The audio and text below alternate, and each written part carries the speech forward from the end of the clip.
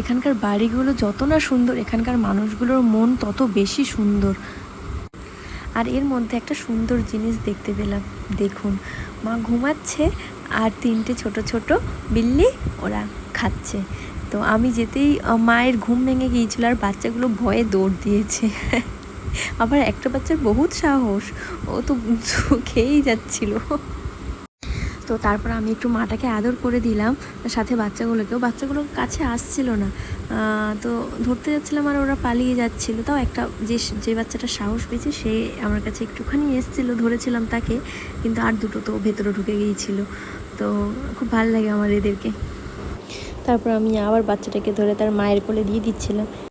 আর এদিকে আরেকটা বাড়ি দেখলাম, ছোট্টর মধ্যে খুবই সুন্দর ছিল। তো সেটাই আমি আমার হাজব্যান্ডকে দেখাচ্ছিলাম যে বাড়িটা অনেক সুন্দর। তো এরপর আমরা বাড়ির দিকে এগিয়ে যাচ্ছি। সামনে আমাদের ফ্ল্যাট যেটা, সেটা এখান থেকে খুবই কাছে। আর আপনাদেরকে তো বলাই হয়নি আমি এখন কোথায় আছি। আমি এখন থাকি কল্যাণীতে।